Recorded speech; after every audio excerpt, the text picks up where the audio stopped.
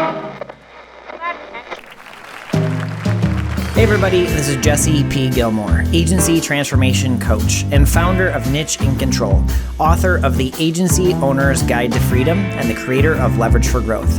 I'm the host of the Leverage for Growth podcast, and I know that in order for you to scale your agency successfully, there are multiple shifts that need to happen within your mindset, skill set, and leadership style.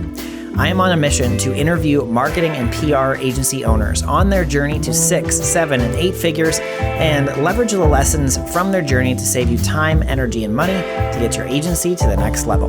If you find value in these episodes, watch the case study video to learn more about Leverage for Growth and how we successfully scale agencies at nicheincontrol.com/case study. That is nicheincontrol.com/case study.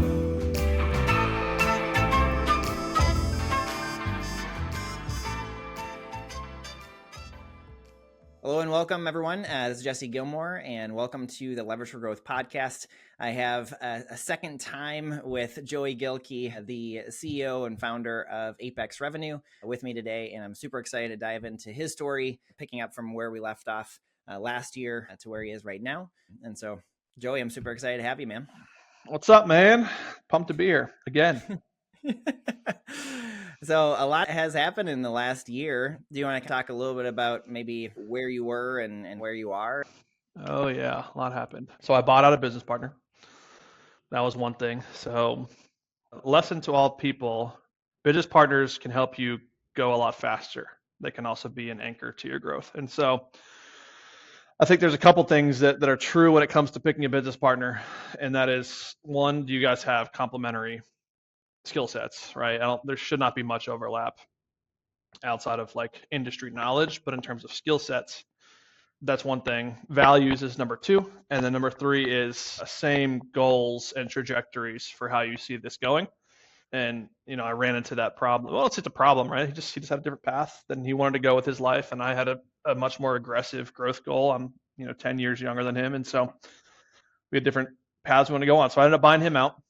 I reconfigured, I identified some scale problems in my own business that were going to hinder our ultimate goal. So my ultimate goal is to exit for 9 figures in the next 3.5 years. At the time was about, 4 years or so.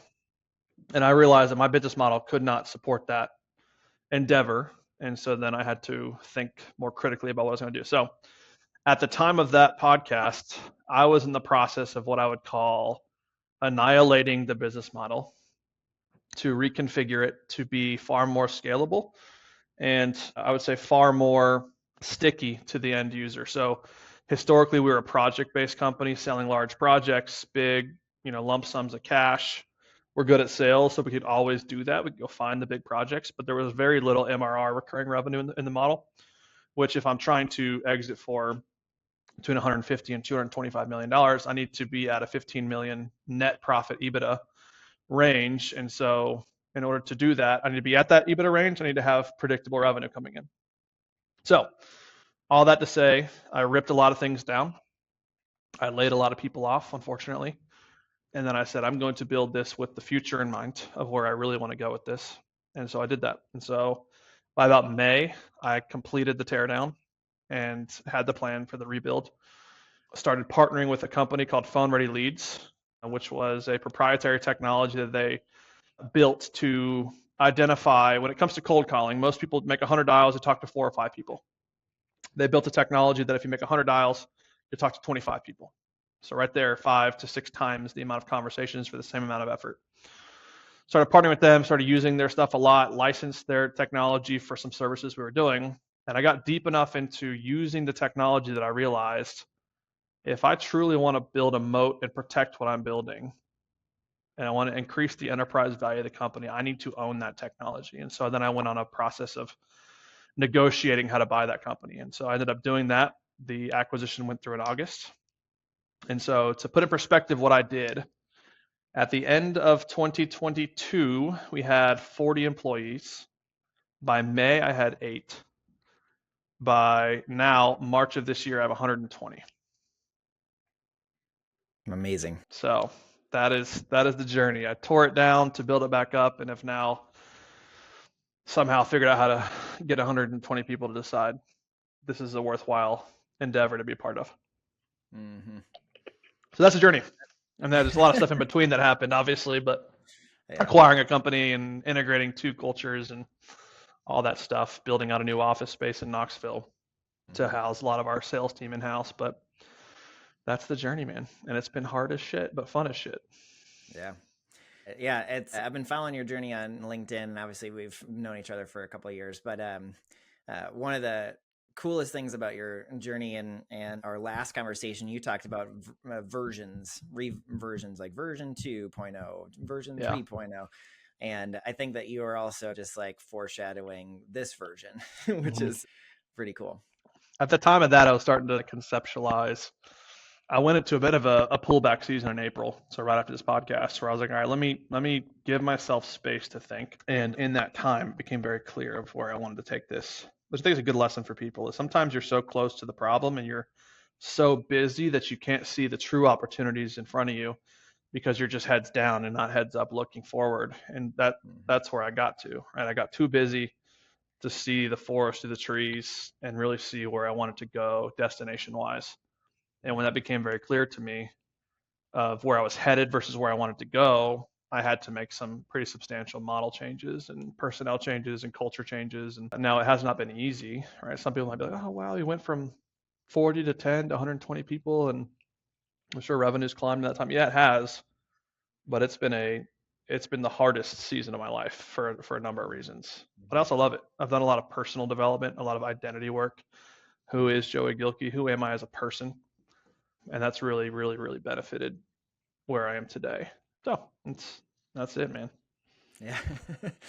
For some of the audience, most likely they are too close to the trees to see the forest. And the majority of the times that I'm talking with people, either on the podcast or, through sales calls or whatever, a lot of times they're trying to determine, am I going to have to pivot, or do I need to scale down in order for me to scale up? And a lot of times they're not aware of it. So can you talk a little bit about that awareness piece when you were going, okay, something needs to change. I need to get away from this so I can see clearly. Yeah, there's a really good practice by Sharon Srivatsa called Singularity of Focus. And I really love this. It's about this time when I came across this. It's probably in January, which is what eventually gave me the clarity in March to part ways with my partner, and then continued the clarity into May when I really did the rebirth of the company. And singularity of focus is really interesting. And it's, what is your end goal, or what is your big, Jim Collins calls it the big, hairy, audacious goal, or what is that big thing you're aiming for? Getting very clear on that, because sometimes we lose sight of that because we're just looking at paying the next payroll cycle, or we're just trying to make the bills meet, or we're just trying to get to a certain take home as a business owner.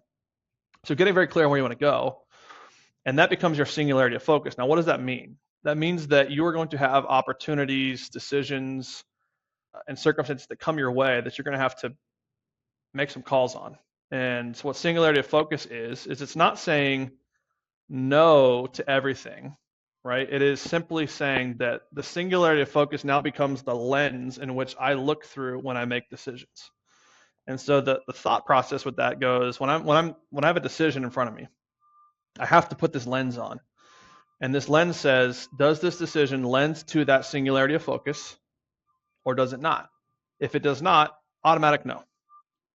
If it does, then you have a question. Who's the best person to run with this decision? Is it me? Is it the best use of my time? Or is there someone else on my team that can take that and run it either all the way through the finish line or get it to what we call a 6-inch putt, right? Just get it close enough to where I can make the final call on it.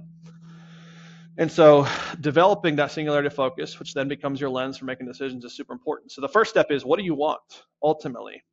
And does what you want and the path you are currently on align? If it doesn't align, well, then you need to choose either a different end goal, or you need to choose a different path, but they cannot coexist. So starting there is a big piece. Be willing to be radically transparent with yourself. I think we too often get into this space where we almost become blinded to our own reality, right? And some of it's confirmation bias, some of it's a couple of different things where it's like we think we're on the right path, but it's only because we're not looking up further to the destination we want to go on. The path seems good enough, right? So what I'm seeing a lot in the agency space, which is I know is where you predominantly operate, is I'm seeing the agency space is at a interesting decision to make. I don't think small agencies are going to exist in the future at the scale that it currently exists. The barrier to entry is very low, right? Anybody with a computer and the ability to talk to someone about an offer can be a marketing agency owner. And so you have to make a decision on a couple of things. One, how big do I truly want to grow this? Or how small and profitable do I want to keep this? Right? Because with AI coming, anything that creates, whether it's automation or it's AI, creates saturation. And with saturation comes commoditization. Good example, talking to a branding agency owner the other day who's pitched an enterprise client of $60,000 talking head video. They were at the very finish line, and then all of a sudden this AI talking head video production agency came in and said we can do the same thing for $2,000 with AI. And they're like, well, whether it works or it doesn't, I can go out $2,000 and try this. If it doesn't work, I'll go back to the $50,000 one. Or it works and I only spent $2,000, or it doesn't work and I can do 10 of those for $20,000 and see if any of those pop before I go back to the 50. And so a couple things that have to be true is one, those who don't leverage AI will eventually be pushed out by it, right? AI itself won't replace you, but those who use AI well will.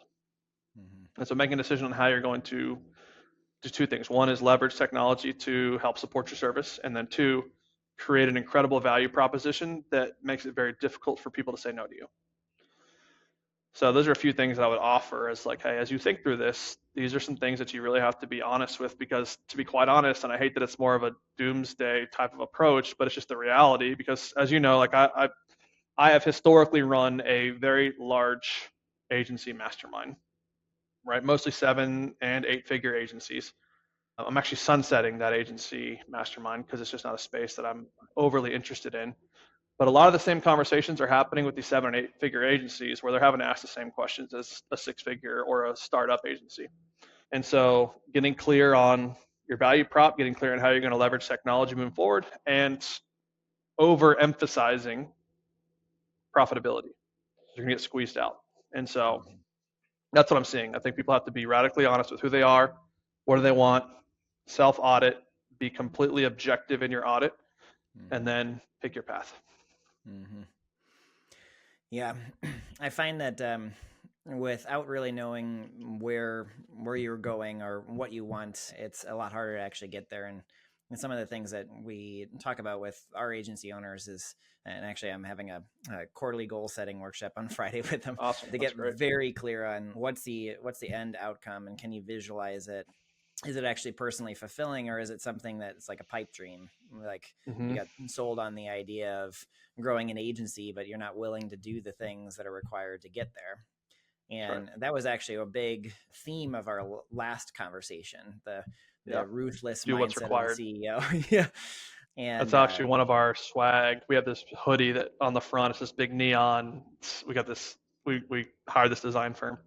AI couldn't do this yet. They will probably, but right now we got this really good design firm, paid a bunch of money for this branding, and one of our slogans is "Do what's required." So we all know, but are we willing to do what is required? What was required of me was to pay a bunch of money to buy out a partner, pay a bunch of money to acquire a company, rip down my company, rebuild it, get it to where it is now. That was what was required of me based on my goals, and I had a call to either do that or choose another path. And so, yes, you kind of have to be ruthless in that regard. Yeah, it's interesting hearing about your journey. And 2 years ago, I was capped off at a number of one-on-one spots. I was just an executive coach, and I had hit my wall, and then I had the calling of serving 1 million people. And I was like, well, I can't do that as a one-on-one coach. So the last 2 years have been actually the switch of my business model as well, going from one-on-one to more of a group, and then figuring out a scalable method too.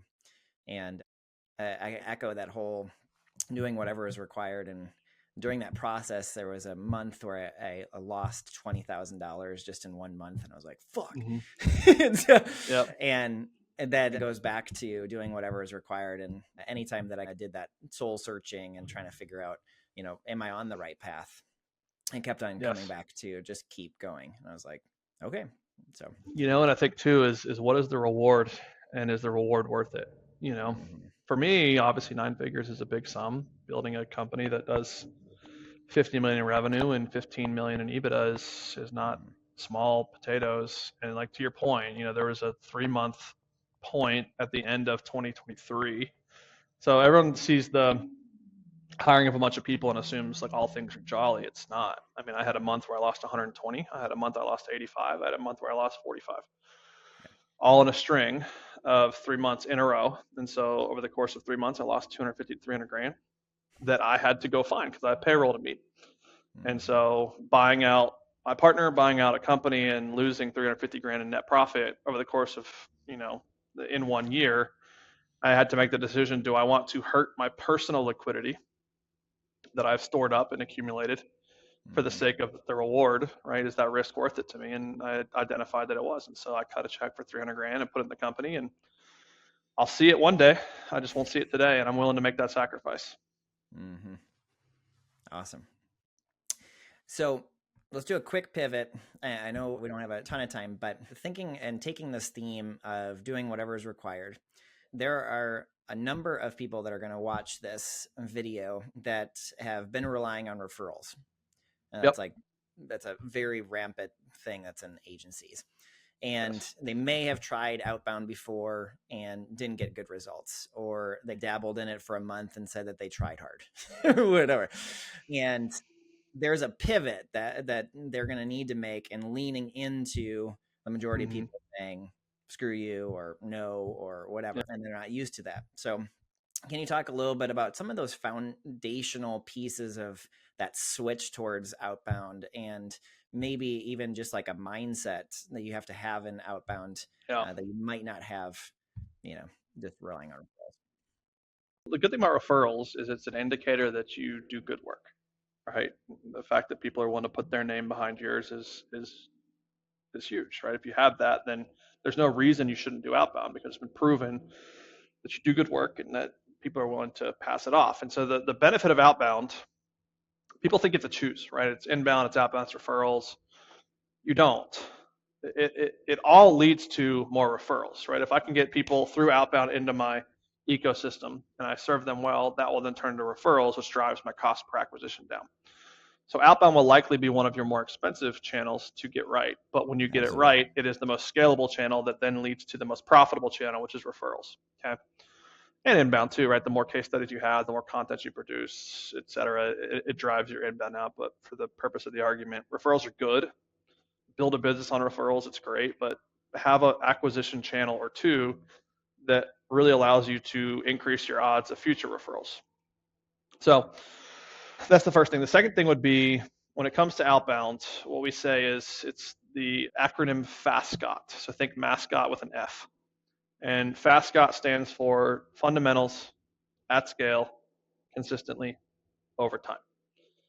Right? And so what do we mean by that? So what is the fundamentals? How do we do them at scale? What does it look like to do them consistently? And what does it look like to have a long time horizon over time? And that's where people fail at fundamentals, obviously, but they don't typically have a problem with scale, right? So once people figure out what works, they can introduce automation and so on to increase that odd. But people have a hard time with consistency and committing over time. So the way I like to look at Outbound is Outbound will be your most powerful channel, but it will take longer than you want it to. And so you have to have a longer time horizon on what you're willing to invest in for how long before you see success. 60 days is not enough. 180 days is still probably not enough, right? 12 months is what you need to set your eyes on. And the reason I say consistency, and I differentiate consistency and over time, is you can do Outbound for 3 years, but always be changing your approach, which means you're not consistent with what you do. That will essentially be like you're hitting the reset button every time, right? So that's why it comes back to doing the fundamentals first. What are the fundamentals? The fundamentals come down to 4 pillars, 4 main pillars. Always, it will always be true no matter what technology is out there. It's list, it's message, it's rep, and it's follow-up. So what is list? List is targeting. Because data has become so commoditized, we can go to ZoomInfo, we can go to Apollo, we can use seamless.ai, which you shouldn't, sucks. There's all these data sources out there that has commoditized the accessibility of data. So it's all accessible. I can go in, put in criteria in Apollo, and for 97, $200 a month, whatever, I can pull down a list of 1,000 people and start emailing and calling them. The challenge with that is that when data is commoditized, it is also saturated, meaning everyone has access to this data. Everyone can hit these people. Automation can be implemented across these same 1,000 contacts for 1,000 different people who are targeting them, and it saturates the market, which commoditizes the market. So how do you fight that? Is you get militaristic about your list. Who is it that I truly can serve better than 99% of the market? Who is that? Is it manufacturers? Okay, well, manufacturers. Is it building product manufacturers? Great. Do we target small biz? Do we target mid-market? Do we target upper mid-market? Do we target enterprise?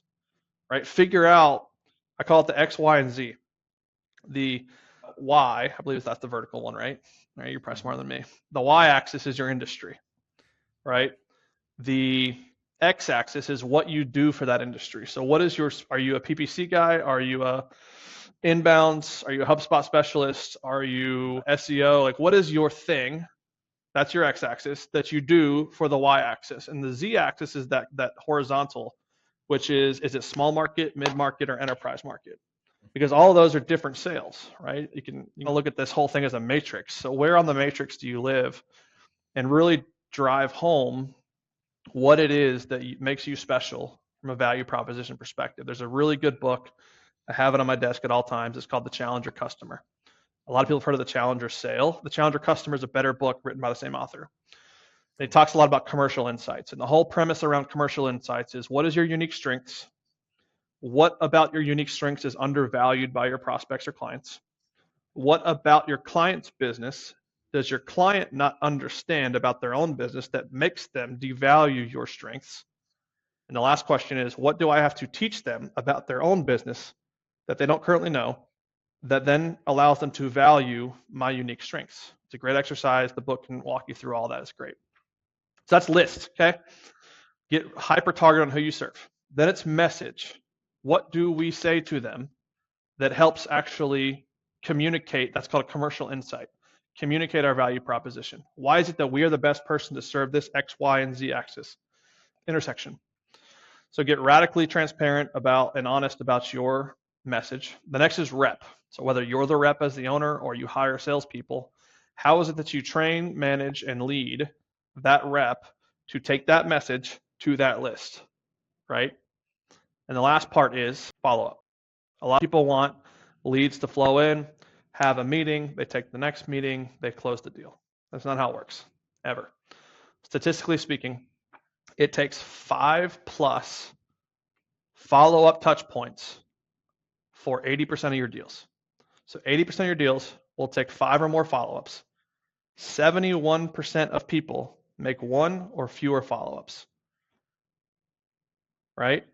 And that's not even including the people who make 2, 3, and 4, still less than 5, right? But you have to get radical about your follow-up game. You have to be aggressive in follow-up. Touch them over and over and over again. Provide value, set the next step, set the next meeting, set the next step, set the next meeting, and usher them through a sales process. So if you combine list, how I target people, with the right message, and the rep that will consistently go after that person with that message, and then you have radical follow-up on the back end of that, that is the fundamentals. To do that at scale, once it's working in a non-scalable way, what are things that I can pull on to do those fundamentals more with less, right? That's when you can start introducing technology and things like that. Consistently commit to it, do the same thing over and over again, get the data back to see what the data tells you. I can't run one campaign for 2 weeks and think that's giving me the data. It's not. What's the data tell me? When I hit the people on the list with this message, with this rep, what does the data tell me? If I connect with them this much on the phone and I set this many meetings, that's the percentage. And of those meetings, this percentage shows up, and of the people who show up, this many are qualified, and other people who are qualified, this many close. Then I have the math of sales that I can then decide, is this worth consistently doing or not? And then it's over time. Once you find the thing that works, long-term vision, do it into eternity, and you will see success. But most people will stop at the fundamentals. They won't even do that right. That was beautiful. It's like I have to talk about this all day, every day with my internal team and my external clients. I do. And your podcast, and when you're a guest on a podcast. Yeah, I know that better than I know my kid's birthday. Probably have to forget. Awesome, man. Well, I have a feeling like we're just going to have to do this like every year and talk about different versions, and maybe next year you'll be at 250 employees. And Hopefully I could do it with like 150 and do twice the revenue. That'd be great. Yeah. That's where profitability comes in. No, I agree, man. And to that point, I'll shut up. But this is something I'm passionate about. Is you talk about versions. I've talked about versions.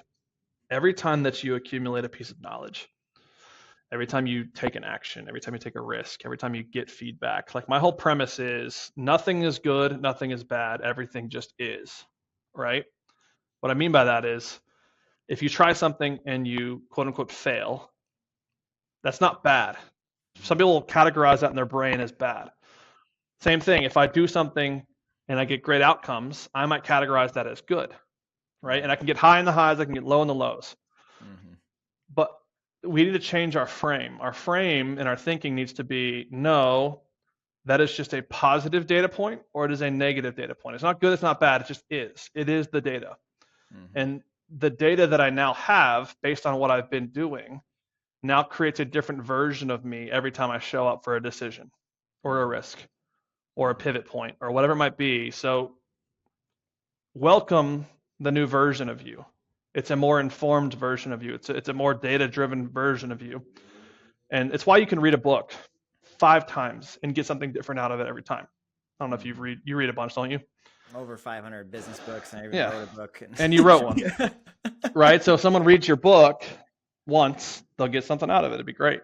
Yeah. They read it again, they'll probably get something else out of it. Why is that? It was because a different version of them showed up to this time that they read it than the last time. They read it the third time. A different version showed up than the second and first time. And so welcome that with open arms. You're a different version of you, therefore take that and run with it. Okay, I'm a different version. What does the new Joey do that the old Joey would have done or would not have done? Mm-hmm. And that'll take you far in life. Mm-hmm. I could talk about that forever. Yeah, that is one of the comments I had like a month ago with some of my clients is like, the key is that you're dying and being reborn daily. And the more that you realize the old version of you is gone, the new version is right here, and this is going to die again, and then the next one is there. And the resistance that people have about changing or adapting or evolving or getting emotionally attached to the way things are right now holds them back from what they actually want. So it leads back to our theme again, which is do whatever is required for as long as required to achieve the goal. That's right. And a lot of it comes down to, again, being honest with who you are. But being is important. Who you are, right? Being is, who do I be? Like, we are human beings. What does it mean to be? And a lot of that comes down to declaring who it is that you're going to be, becoming very honest with who you are currently, forgiving yourself for some of those downfalls, if you will. And then once you've radically forgiven yourself, make a decision and a declaration on who you are moving forward. And that will enable you to unlock a lot of levels in your life, right? I have declarations that I read and I write every single day about who I am. Even if you might look at the stats of the scoreboard and say, Joey's not that today, it's who I am in my mind, my heart, my being. And so therefore, if that's true, it will eventually become true. Mm-hmm. Yeah. Yeah, we could talk forever about it. I could talk about like years ago, the journaling that I did, and then where I am now, and I'm like, holy shit. So different than affirmations. Yeah. Affirmations are huge, and envisioning the future and visualizing yourself at that end, kind of future self. And through guided meditations, you can also talk to your future self, and it gets more real as you get deeper. And pull him or her into the present. Yes. Yeah. Awesome, man. Love it. Well, yeah, we'll have to schedule another one. But let's do it. Thanks everybody for listening to us. And if you're listening to this or watching the video, I would be very interested in hearing if you have any questions for me and Joey for our next podcast, or if certain things stood out for you. I want to engage with you. So wherever this is, wherever you're watching this, give me some comments in the comment section. And Joey, thank you very much, man. Appreciate you. Appreciate you, Jesse. Agency owners, if you want to transform your agency to sustain and grow without your direct involvement, where you can stop working in the business and start working on the business, where you can free up your time, delegate work more effectively, price and position your services to finally get paid for what you're worth, and have the team run the day-to-day, go to nicheandcontrol.com/case study now to learn more about leverage for growth. And also to book a free strategy session with us. We'll look at your systems, determine exactly what you need to do in order for you to scale this year, and to create a strategic plan so that you can live the life of entrepreneurship you've always dreamed about. Go to nicheandcontrol.com/case study now.